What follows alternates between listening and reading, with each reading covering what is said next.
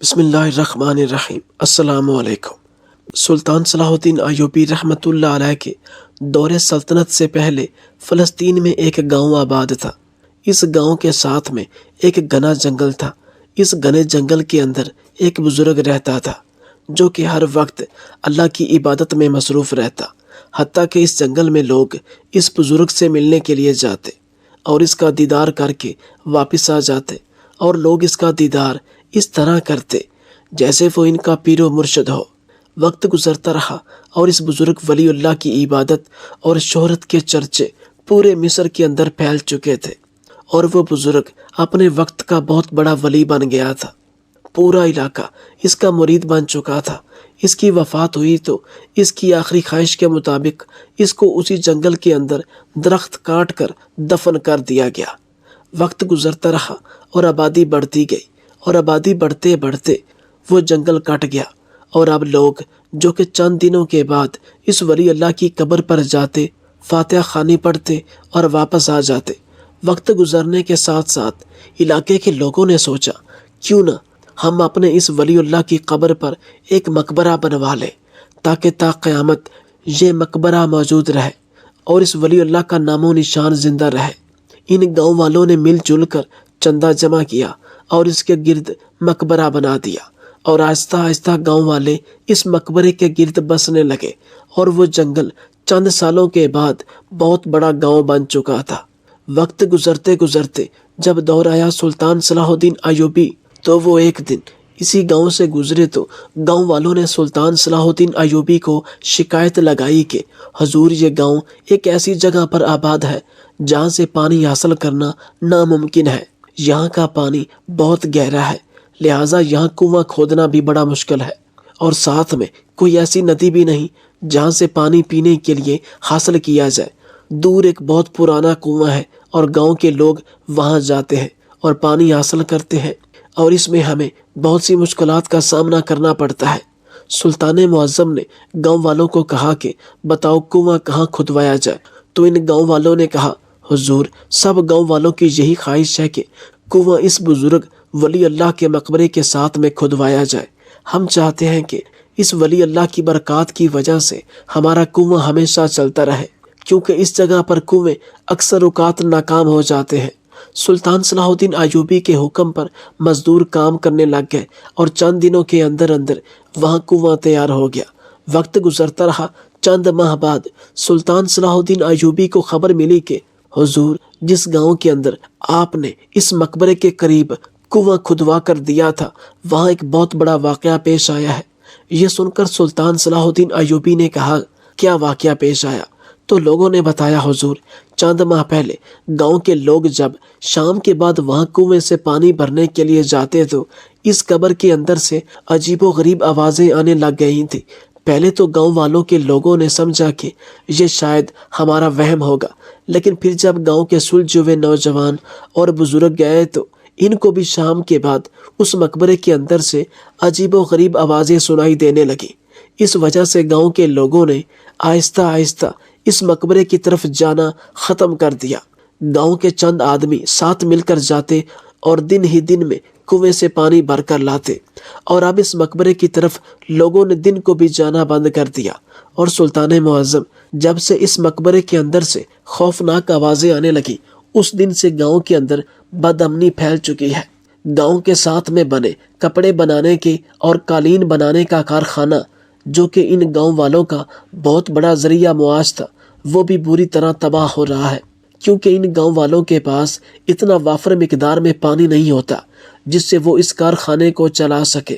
اور حضور، حتیٰ کہ اب اس گاؤں کے اندر لوگوں نے 1 مہینے تک نہانا چھوڑ دیا ہے، کیونکہ اس گاؤں کے لوگوں کے پاس اتنا پانی نہیں ہوتا کہ وہ بڑی ہی احتیاط سے اس پانی کو صرف پینے کے لیے استعمال کر سکتے ہیں، کیونکہ جب سے انہوں نے وہ کنواں چھوڑا جس سے پہلے وہ پانی بھرتے تھے، اس جگہ پر ایک عیسائی پادری نے قبضہ کر لیا ہے، اور اب وہ اس کنویں کے قریب بھی نہیں آنے دیتا، اور صرف یہی وہ کنواں ہے جس سے وہ گاؤں والے پانی بھرتے ہیں۔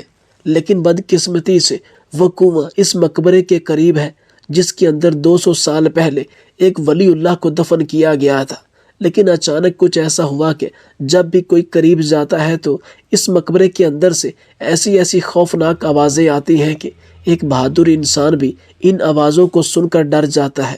اور یہی وجہ ہے کہ اب لوگ اس کنویں کے قریب نہیں جاتے، اور تھوڑا بہت پانی جو ان کو ملتا ہے وہ بڑی ہی احتیاط سے حاصل کرتے ہیں۔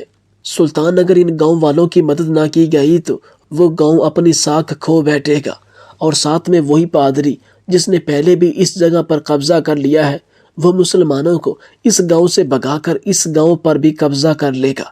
اور حضور، وہ گاؤں تجارتی لحاظ سے بہت کارآمد ثابت ہے، کیونکہ جو راستہ اس گاؤں سے گزر کر جاتا ہے وہ بڑے بڑے شہروں میں جاتا ہے، اور اگر اس جگہ پر عیسائی پادری نے قبضہ کر لیا تو اس کو رینالڈ بادشاہ کی پوری حمایت حاصل ہوگی، اور پھر اس گاؤں کو فتح کرنا ناممکن ہوگا۔ سلطان صلاح الدین ایوبی رحمۃ اللہ علیہ نے تخت کو نیا سنبھالا تھا، لہٰذا سلطان نے اس معاملے کو بڑی ہی سنجیدگی سے لیا، اور اپنے تمام وزیروں کو اپنے پاس بلایا، اور اپنے قریبی ساتھی علی بن سفیان کو بھی اس مشاورت میں بلایا۔ بیٹھ کر سارے وزیروں سے مشورہ کیا گیا کہ آخر ایسا کیا کیا جائے کہ ان گاؤں والوں کا یہ مسئلہ حل کر دیا جائے۔ یہ سن کر ایک وزیر نے کہا، ہمیں سب سے پہلے خود اس مقبرے کے پاس جانا چاہیے، مقبرے کے پاس جا کر ان آوازوں کو سننا چاہیے، ہو سکتا ہے کہ کوئی جان بوجھ کر گاؤں والوں کو ڈرا رہا ہو۔ سلطان کو یہ ترکیب پسند آ گئی، اور سلطان صلاح الدین ایوبی اپنے چند ماہر سپاہیوں کے ساتھ گھوڑے پر سوار ہو کر اس گاؤں کی طرف روانہ ہو گیا۔ چند دنوں کے سفر کے بعد جب سلطان صلاح الدین ایوبی اس گاؤں میں پہنچا تو لوگ بڑی ہی مشکل حالات میں تھے، لوگ پیاسے تھے، لوگوں کے پاس کھانے پکانے کے لیے پانی نہیں تھا، اور ان کا یہ حال دیکھ کر سلطان صلاح الدین ایوبی کو بہت افسوس ہوا۔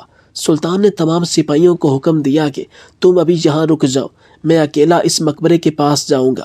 شام کا وقت ہو رہا تھا، سلطان صلاح الدین ایوبی کو سارے گاؤں والے منع کرتے رہے، حضور آپ اس مقبرے کے قریب نہ جائیں، لگتا ہے اس مقبرے پر کسی بڑی چڑیل یا جن نے قبضہ کر لیا ہے، اور اگر آپ اس مقبرے کے قریب گئے تو وہ چڑیل آپ کو کنویں میں ڈبو کر مار دے گی، حتیٰ کہ اس گاؤں کے قریب ہمارے گاؤں والوں کے آدھے ریوڑ بھی غائب ہو گئے ہیں، ایک دمبے کا پتہ نہ چلا کہ آخر وہ کہاں گیا، ایسا لگتا ہے کہ اسے زمین کھا گئی یا آسمان نگل گیا۔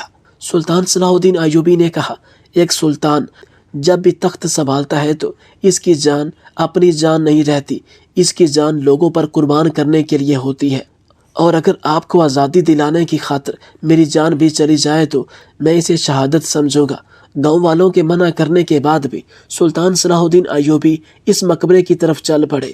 شام کا وقت ہو رہا تھا، سلطان صلاح الدین ایوبی کے پہنچتے وہاں کافی اندھیرا چھا چکا تھا۔ سلطان بھی اس کنویں اور مقبرے سے چند قدم فاصلے پر ہی تھے کہ عجیب و غریب آوازیں آنے لگی۔ شروع میں تو ان آوازوں نے سلطان صلاح الدین ایوبی کو بھی حیران و پریشان کر دیا۔ وہ اتنی تیز اور عجیب و غریب قسم کی ڈراؤنی آوازیں تھیں کہ سلطان صلاح الدین ایوبی کو خود کو سنبھالنا مشکل ہو رہا تھا۔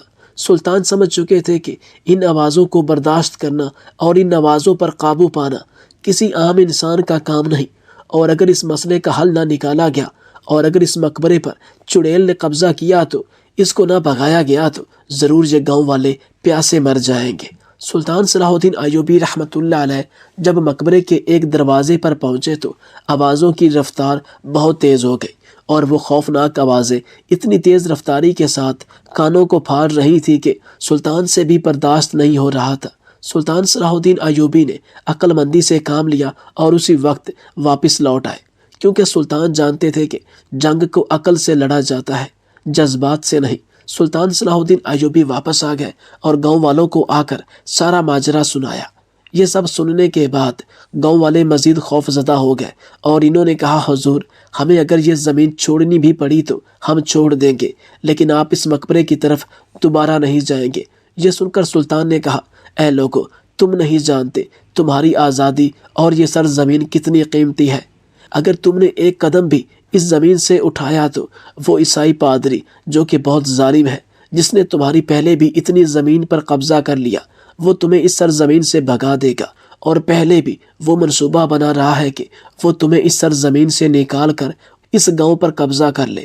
پھر سلطان کے دماغ میں یہ ترکیب آئی کہ ہو سکتا ہے کہ یہ سارا کھیل اسی پادری کا رچایا گیا ہو، لیکن یہ بات سلطان نے اپنے دماغ میں رکھی، کیونکہ سلطان صلاح الدین ایوبی کو یقین تھا کہ اس بات پر گاؤں والے کبھی یقین نہیں کریں گے کہ اس سب کے پیچھے کسی انسان کا ہاتھ ہے۔ وہ تو سمجھ رہے تھے اس مقبرے پر کوئی چڑیل یا کسی جن نے قبضہ کر لیا ہے اور وہ لوگوں کا خون پیتی ہے، اور یہی وجہ تھی کہ گاؤں والے پیاس سے مر رہے تھے، لیکن اس مقبرے کی طرف نہیں جاتے تھے۔ تھوڑی دیر غور و فکر کرنے کے بعد سلطان صلاح الدین ایوبی کے دماغ میں ایک ترکیب آئی۔ سلطان نے اپنے 3 ماہر سپاہیوں کو تیار کیا اور سلطان صلاح الدین ایوبی نے گاؤں والوں کو کہا، اگر میں نے اس مقبرے کو اس چڑیل سے آزاد نہ کروا لیا تو مجھ پر ایک کھانے کا لقمہ بھی حرام ہوگا۔ گاؤں والے بار بار منع کرتے رہے، حتیٰ کہ سلطان صلاح الدین ایوبی کو علی بن سفیان بھی منع کرتے رہے کہ حضور، آپ ایک چھوٹے سے گاؤں کی خاطر اپنی جان کو خطرے میں نہ ڈالیں۔ لیکن سلطان صلاح الدین ایوبی جان گئے تھے کہ اس کے پیچھے کوئی بڑا راز ہے اور اس کے پیچھے دشمن کا بہت بڑا منصوبہ ہے۔ اگر میں پیچھے ہٹ گیا تو دشمن ہمارے سینے پر آ کر وار کرے گا۔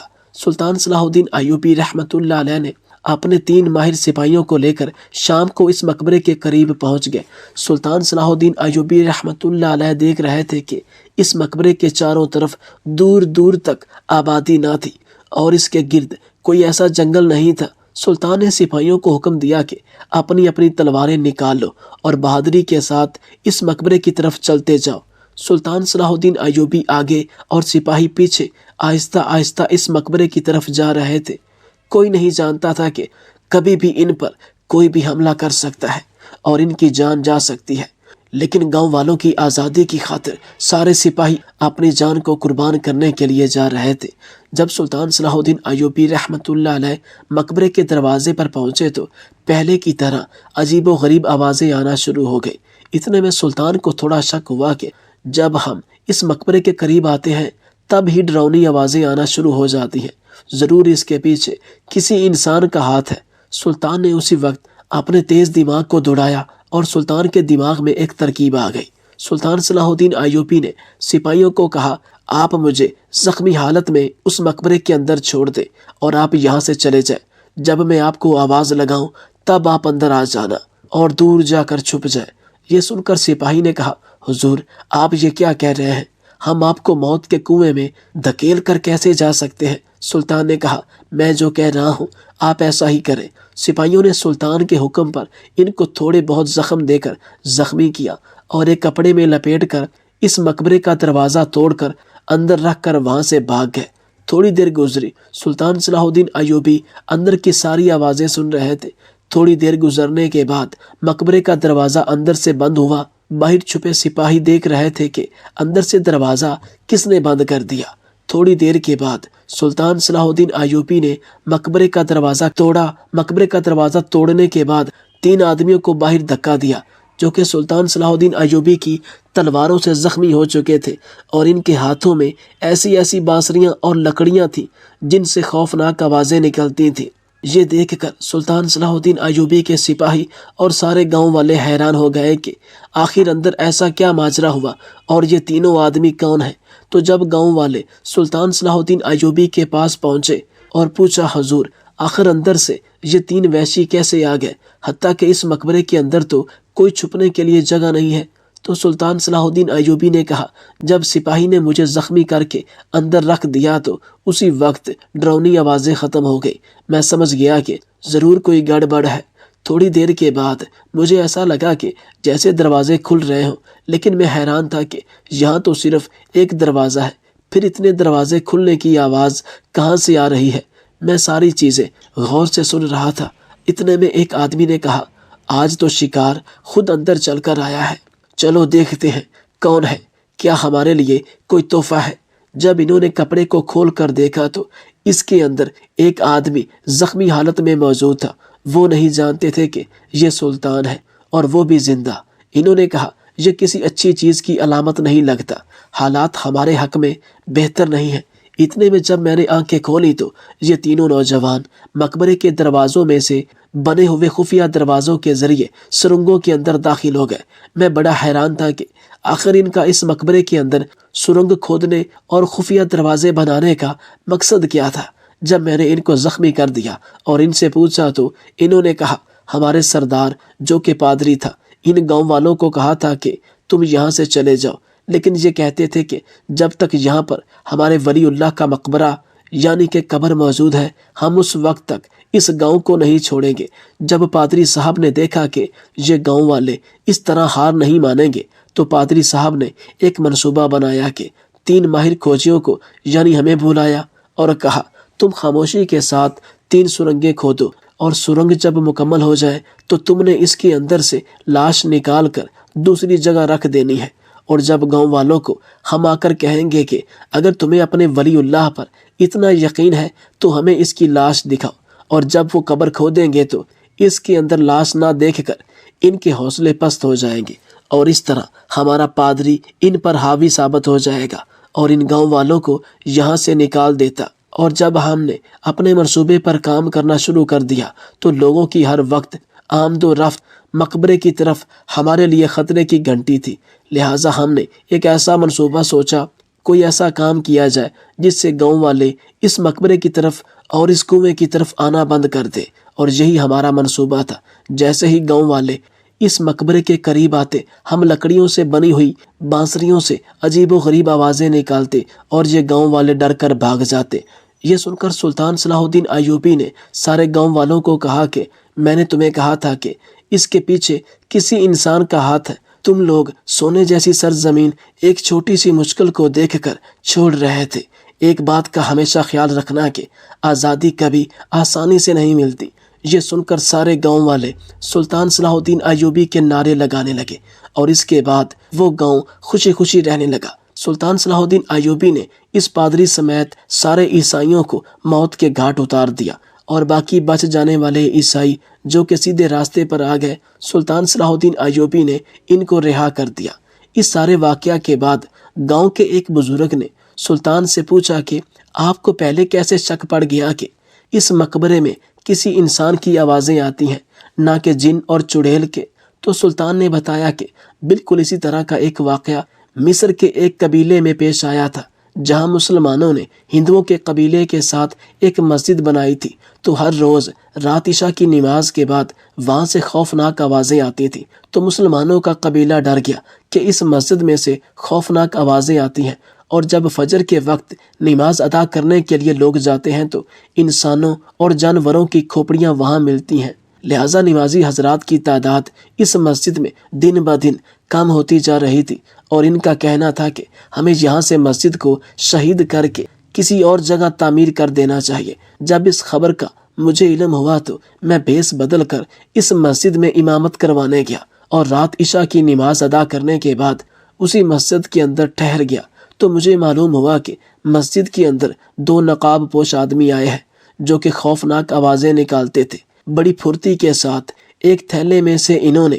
انسانی کھوپڑیاں اور جانوروں کی کھوپڑیاں خون آلود کر کے مسجد میں پھینک کر جانے والے ہی تھے کہ میں نے ان کو رنگے ہاتھوں پکڑ کر قبیلے والوں کے سامنے پیش کر دیا تھا، اور تمام قبیلے والوں کے سامنے ان کی حقیقت کھول دی تھی۔ اور اس کے بعد اس مسجد میں کبھی ایسا کوئی واقعہ پیش نہیں آیا، اور معلوم کرنے پر پتہ چلا کہ یہ ہندوؤں کی سازش تھی کہ اگر ہندو مسلمانوں کو 5 وقت یہاں نماز پڑھتا دیکھیں گے تو اپنے قبلے سے پھر جائیں گے اور بجائے مندروں میں جانے کے مسجد کا رجوع کر لیں گے، اس لیے وہ ویسی حرکات کرتے تھے۔ سلطان نے ان ہندوؤں کو بھی اپنے انجام کو پہنچایا۔